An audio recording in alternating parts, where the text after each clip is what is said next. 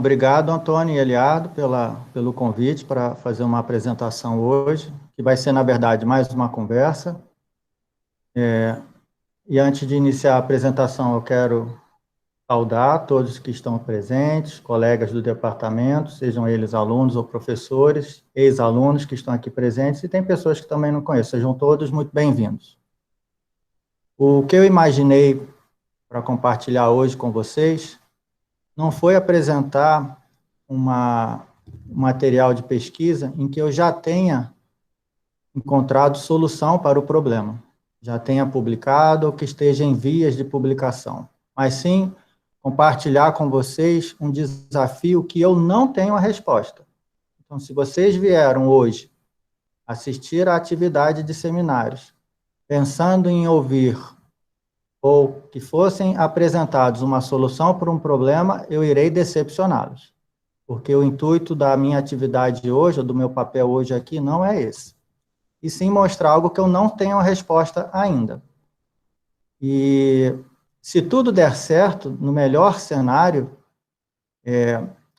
haverá uma discussão acadêmica aqui nesse ciclo de seminário hoje, ideias serão colocadas à mesa, e na hipótese mais perfeita, no cenário mais favorável, poderiam sair até parcerias, envolvendo professores, alunos de pós-graduação e de graduação.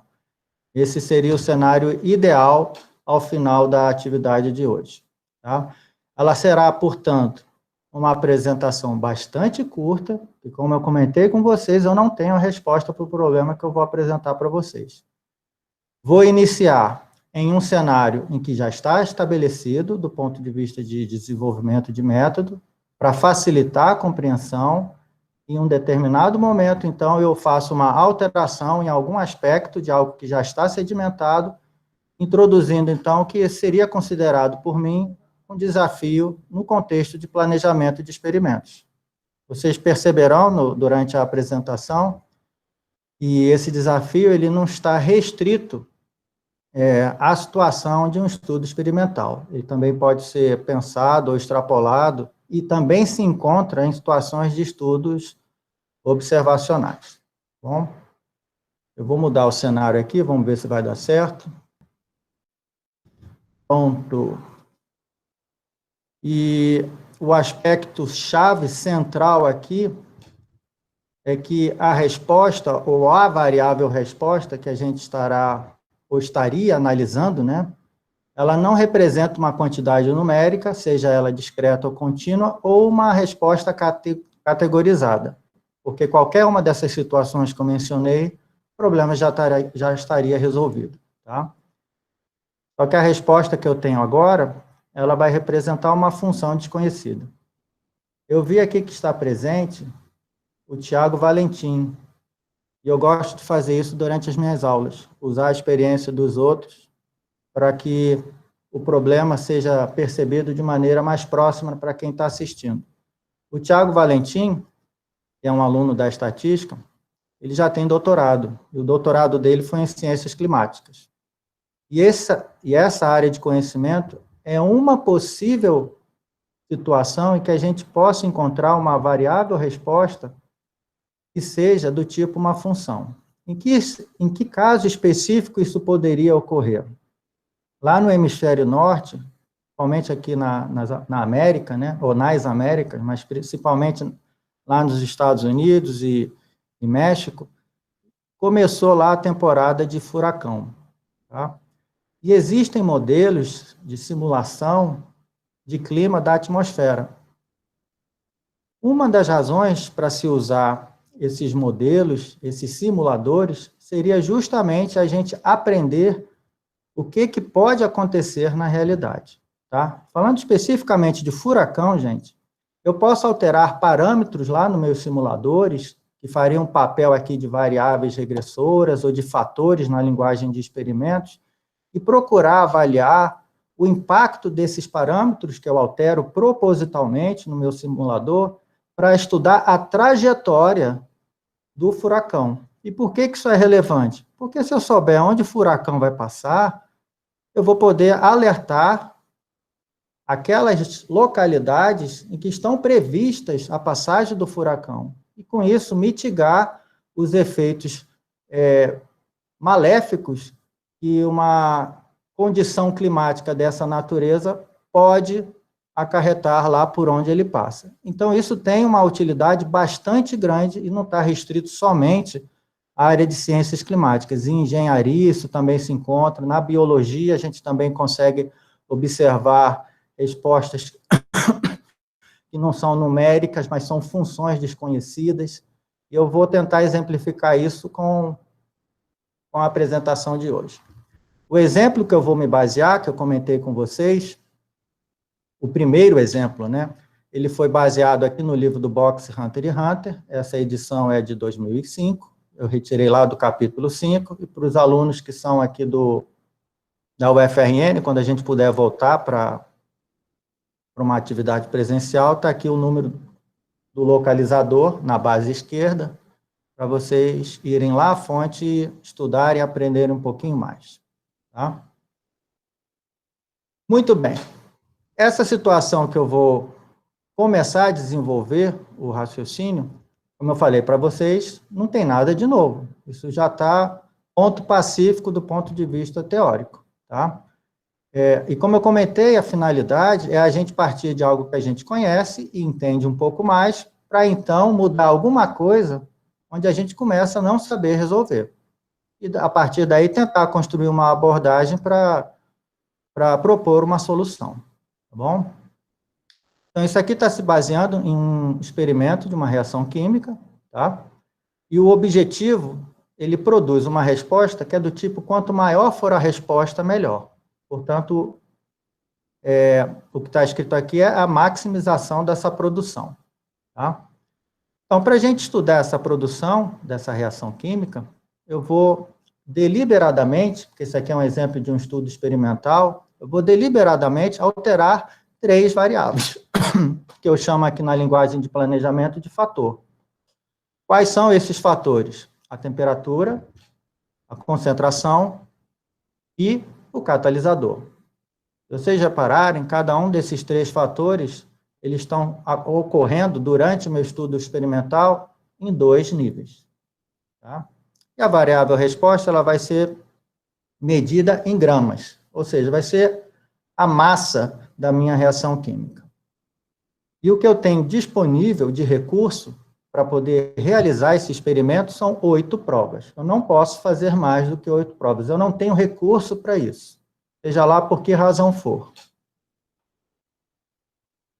Aqui, então, tem uma tabelinha em que já tem pronto as respostas, que estão representadas aqui na última coluna, tá? O experimento ele foi planejado como um experimento completamente aleatorizado, não tem restrição na aleatorização. Se vocês repararem aqui em cima, nesse 2 ao cubo, para quem ainda não fez planejamento, ou está fazendo, mas ainda não viu o assunto de planos experimentais, fatoriais, essa anotação dá a seguinte informação: esse expoente aqui de número 3 está indicando a quantidade de fatores que eu deliberadamente altero durante o meu estudo experimental. E nesse caso são 3. Então aí já escritos: temperatura, concentração e catalisador. E a base, que é 2, é o número de níveis que cada um desses fatores tem no meu estudo experimental. Cada linha dessa tabela, que está aí numerada de 1 a 8, na nossa linguagem de estudo experimental, de planejamento de experimento, refere-se a um tratamento, que nada mais é do que combinação de níveis de fatores. Então, vamos olhar essa primeira linha aí, por exemplo. Nós temos uma temperatura a 160 graus Celsius, que está sendo codificada com esse símbolo aí de menos. A segunda coluna de fatores é concentração. Então, tem aí 20% de concentração. E que também está sendo codificado nesta coluna, nessa respectiva coluna, como o nível menos.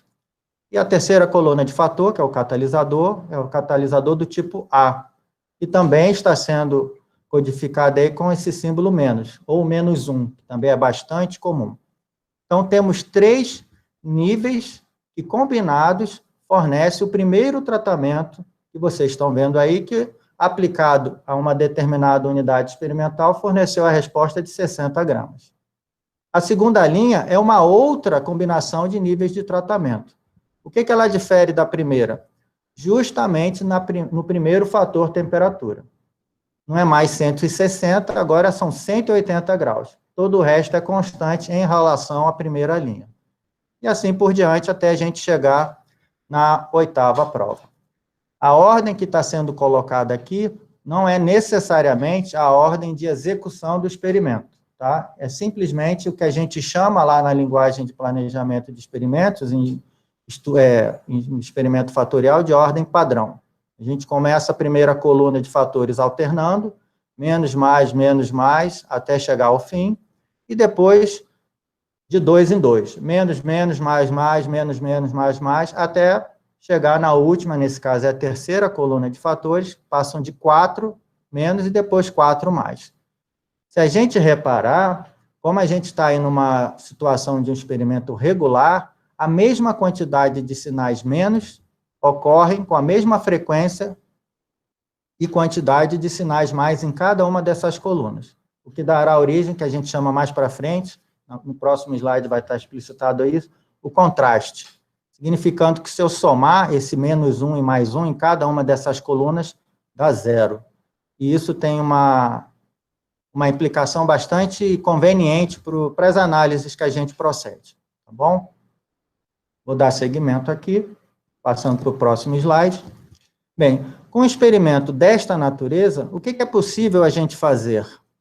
Eu consigo calcular a média geral, que está representada aí por essa primeira coluna, nessa nova tabela. Eu tenho esses 3 fatores isolados, chamados de letra maiúscula, em negrito, T, C e K, que se referem aos efeitos principais. Em seguida, as interações de segunda ordem, finalizando com a interação de terceira ordem. Nós temos 3 fatores, não dá para ter uma interação de quarta ordem, porque eu não tenho um quarto fator.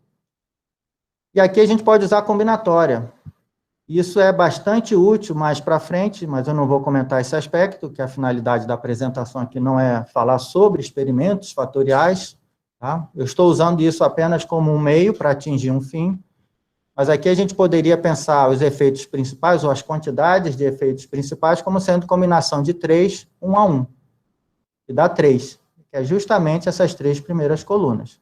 Seguido de combinação de 3, 2 a 2, que são as interações de segunda ordem, e finalizando com a combinação de 3, 3 a 3, que é a quantidade de interações de terceira ordem que nós temos aí, tá bom? Muito bem, eu não vou dar muito detalhe, mas com essa tabela que vocês estão vendo aqui, eu consigo calcular os efeitos principais, que são as 3 primeiras colunas, consigo calcular as interações, seja de segunda ou de terceira ordem, tá? Não vou entrar aqui em detalhe em como fazer o cálculo para isso. Bem, tendo feito os cálculos, eu estou aqui dando um pulo bastante grande, tem a média geral aqui em cima, que não me interessa neste momento, e aqui estão os efeitos principais, seguido das iterações de segunda ordem, e, por fim, as interações de terceira ordem. E está aqui destacado, inscrita num retângulo, aquelas que eu julguei como sendo estatisticamente significantes. O que é estatisticamente significante? Se eu nem comentei com vocês quais são as hipóteses que eu estou testando aqui. Eu estou verificando se os efeitos que foram calculados são diferentes de 0. Então, lá na hipótese nula, que não está explicitada aqui no slide, está dizendo o seguinte, que o efeito, seja ele qual for, efeito principal ou interação, ele é 0. Ou seja, aquele efeito não tem impacto na minha resposta que eu estou observando, que nesse caso é gramas, a massa da reação química. Tá? E eu localizei aqui embaixo, nessa representação gráfica, aqueles efeitos que eu julguei estatisticamente significantes. Então, tem o efeito principal da temperatura, que está aqui, que foi o maior de todos. Tem a interação entre temperatura e catalisador. e aqui concentração. Todos os outros, que estão bem aqui no meio dessa distribuição de probabilidade, eu considerei que eles eram suficientemente próximos de zero, e por isso eu os julguei não sendo diferente de zero do ponto de vista estatístico. Essa distribuição aqui de probabilidade, ela está representando o fato de que aquilo que eu estou estudando representa um fenômeno que é aleatório. Tá? Se ele é aleatório, vai ter uma distribuição de probabilidade que rege a aleatoriedade desse fenômeno que eu estou estudando.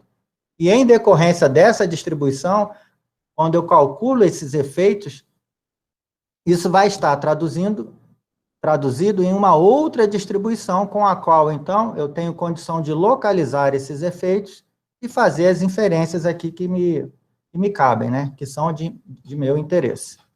Aqui eu faço uma observação, principalmente para os alunos que estão assistindo o planejamento, e quando a gente tem uma interação envolvendo fatores, a gente não deve analisar o fator que compõe essa interação de maneira isolada.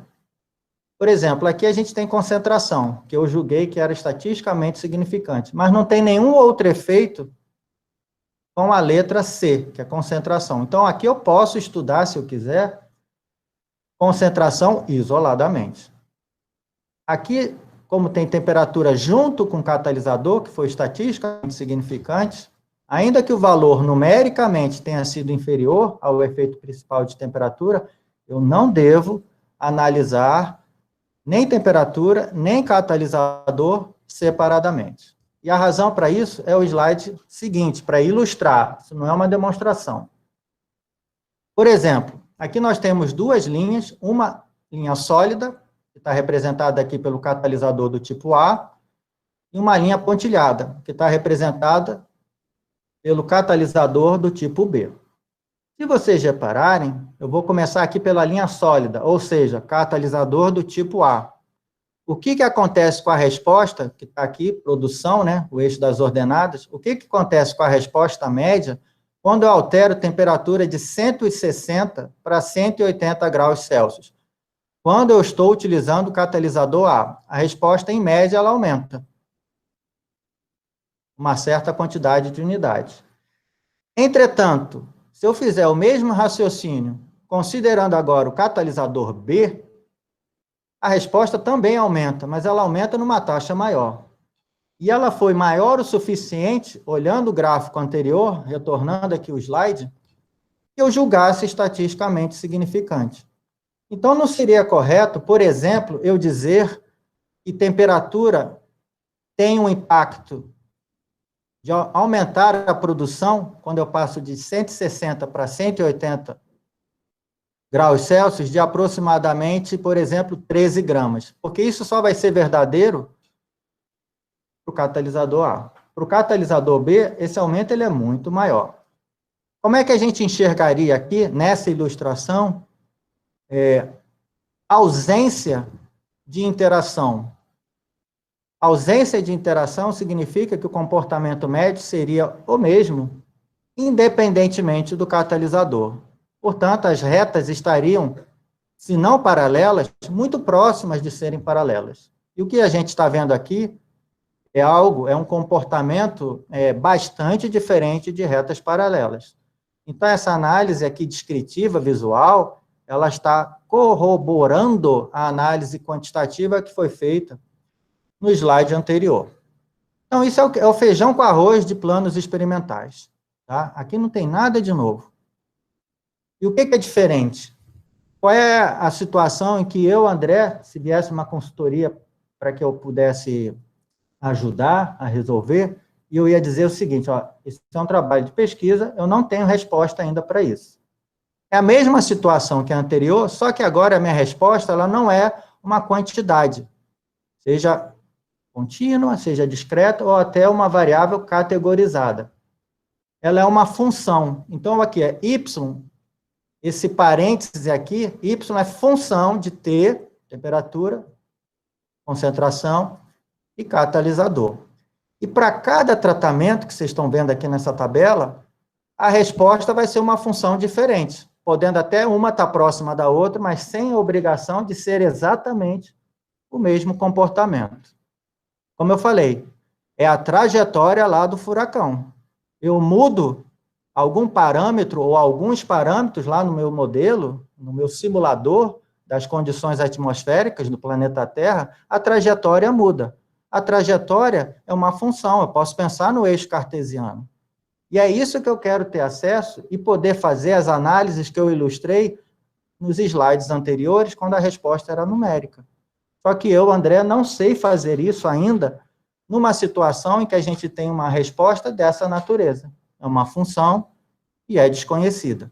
Aqui eu fiz funções quaisquer, tá? Só para ilustrar, poderia ser algo que se assemelha a uma parábola, poderia ser algo que se assemelha a uma hipérbole, poderia ser algo que se assemelha a uma reta, seja ela crescente, seja decrescente, isso não importa, tá? Isso a gente vai observar, e como é que eu faço essas análises nessa situação? E aqui é o momento, gente, eu falei, a apresentação ia ser curta. É aqui que eu espero a participação de vocês.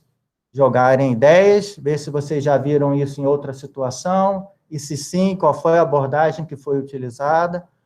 Como eu comentei com vocês, isso não é característico ou restrito a situações experimentais. Eu poderia perfeitamente ter um estudo observacional, estudo de regressão, em que a minha variável resposta fosse uma função. Tá? E aqui, por enquanto, eu fico no stand-by para ouvir de vocês, se vocês têm alguma sugestão de abordagem para isso. Então, isso aqui se assemelha, gente, como quem já fez série temporal, ou séries temporais, né? A gente tem lá aquela função que a gente estima o modelo ARIMA, só que aqui a quantidade de observação é muito pequena. Eu não posso usar, então, técnicas lá de séries temporais para ver o impacto da temperatura, da concentração e do catalisador na minha curva, tá? Não cabe aqui usar, então, técnicas lá de séries temporais. Muito bem. Aqui, então, eu vou ficar calado agora na expectativa e no desejo que vocês se pronunciem e comentem aí possíveis abordagens para a gente resolver um problema dessa natureza. Professor, André? Pode falar, Eliardo.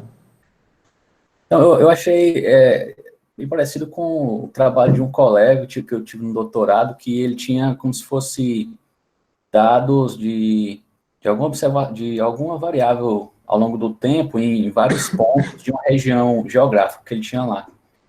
E aí o que ele fazia era tentar ajustar modelos, curvas, para cada ponto geográfico desse, né? Então, pode pensar uma analogia como se fosse as combinações dos fatores, né? E pelo que eu lembro, ele usava um negócio que é chamado de krigagem. Eu não sei se possa ajudar ou se tem a ver isso com...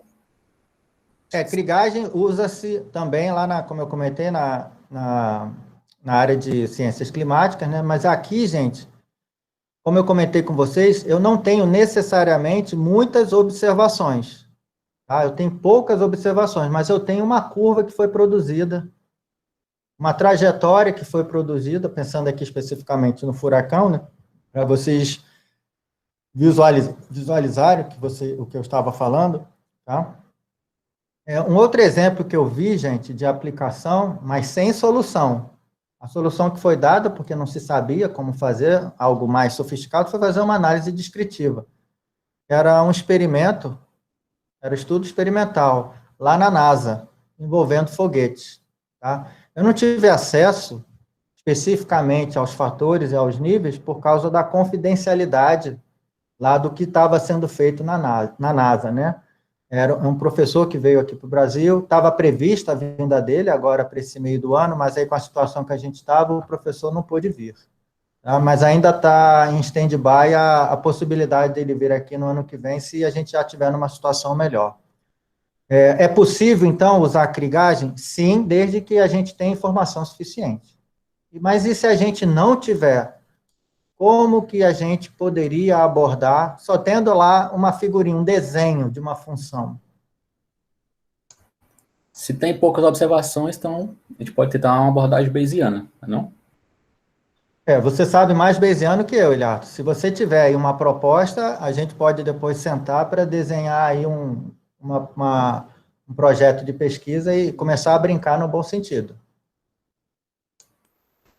André, eu tenho uma pergunta. Ok.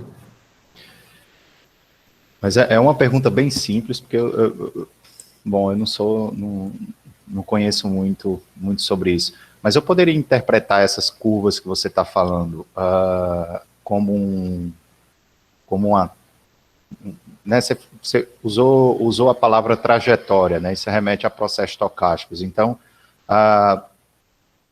essas curvas elas seriam aleatórias Sim, ou elas são sim. determinísticas? Não. Elas têm componente estocástico, sim.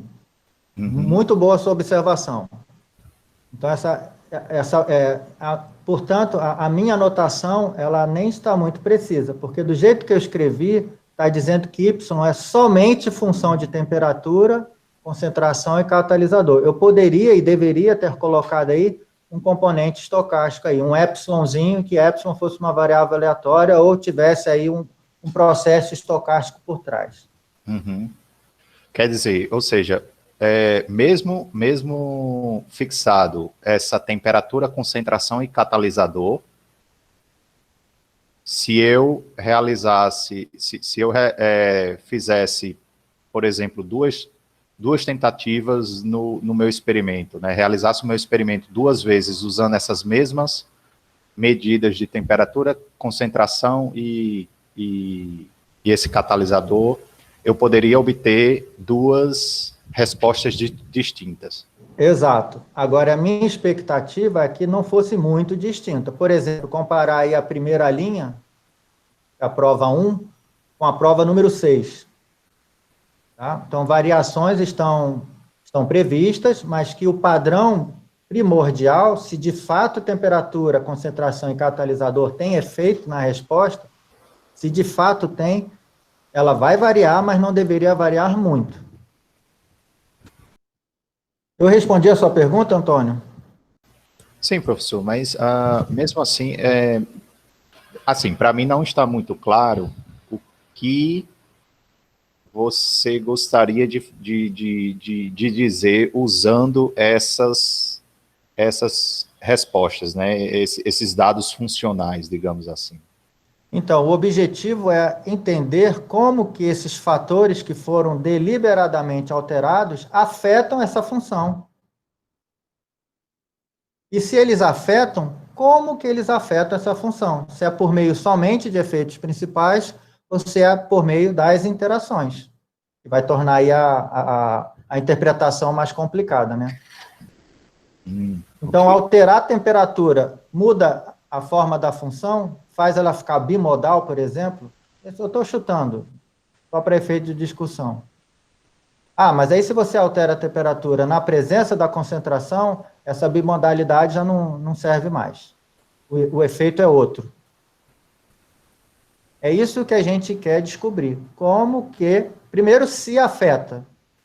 E se a resposta for sim, como que ele afeta? E essa é uma informação útil, porque isso vai definir, ou vai nos possibilitar compreender melhor a trajetória do furacão ou como que o jogador de futebol se movimenta dentro do campo. Uma vez que a gente descubra os fatores que são relevantes para explicar o fenômeno que eu estou estudando. Porque eu posso pensar em fatores que não têm efeito nenhum, por isso que a gente precisa fazer a análise. Então, eu mudo um determinado fator e ele, do ponto de vista estatístico, é 0. E o que isso implicaria aí na resposta? Eu mudo os níveis do fator, e o padrão que eu observo, ele é essencialmente o mesmo, sugerindo, portanto, que ele não afeta a minha resposta. Mais perguntas, gente? Ou mais proposições de abordagens Professor, possíveis aí para responder? Diga, Rodrigo. só para fixar bem para ilustrar bem na minha cabeça o que é que o senhor está observando com essa resposta.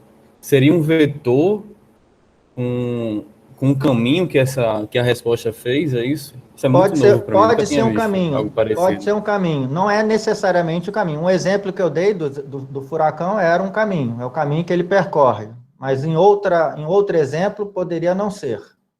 Tá? Então você pode pensar num eixo Mas cartesiano, vai ter lá a uma observação, função.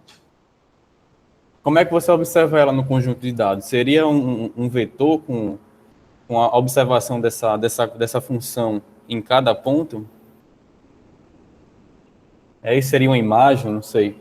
Só para Pode tentar ser uma imagem, pode ser uma imagem deixar respondendo mais a sua concreto. pergunta. Pode ser uma imagem, tá? Ah, Por entendi. exemplo, eu ponho um estímulo no cérebro, aí vamos pensar lá no eletroencefalograma. Eu ponho a pessoa a um estímulo, mostro imagens, aí o cérebro começa a funcionar lá com os neurônios, piscando. Isso vai produzir uma imagem lá no eletroencefalograma. Vai dar lá uma função, tá? Uhum, Então, entendi. isso seria uma possibilidade. Pode ser ponto a ponto, como você sugeriu, tá? E pode ser a captura de uma imagem. O Bruno mandou alguma coisa aqui, deixa eu ver. Bruno, é mais André, fácil aqui, você falar. O isso, que que é? liguei o microfone aqui agora. Você está me escutando? Estou sim. Tá, pronto. É que você deu o exemplo do eletroencefalograma, aí tem até um artigo recente que o pessoal do Neuromate fez, que realmente transformava as respostas do eletro, né, traduzia como funções, e dessas funções fazia uma transformação para ter outra variável. Talvez poderia pensar na sua variável resposta, com o método que eles usaram, né, transformar a sua variável resposta em um outro tipo de variável um pouco mais fácil de trabalhar. Então, esse artigo fala um pouco sobre esse método também. Seria talvez uma alternativa. Isso é uma abordagem que poderia ser feito, não trabalhar com a função, e sim aplicar algum tipo de transformação, como o Bruno já indicou, né? Mas o ideal, para a gente não perder informação nenhuma, o ideal, a gente não precisa fazer o ideal, a gente pode fazer o que é menos ideal até chegar no desenvolvimento de resultados suficientemente para chegar no ideal, né? Mas o ideal seria poder trabalhar com a função, né? Como eu falei, eu não tenho a resposta. Mas é uma boa dica isso aí que o Bruno falou. E o Bruno, para quem não sabe, já vem trabalhando com colegas de outras instituições, né? Com atividades cerebrais, né? Mais alguém, gente? Perguntas? Bem, em não tendo mais, gente, da minha parte, o que eu tinha para apresentar a vocês era isso. Eu agradeço a paciência e, como eu falei, espero não tê-los desapontados muito, porque apresentei solução, só apresentei o problema, tá? Mas saíram aqui já algumas ideias que podem ser buscadas aí com um pouquinho mais de calma para ver se dá, ou se leva, ou se conduz a algum lugar que vale a pena trabalhar e investir mais tempo.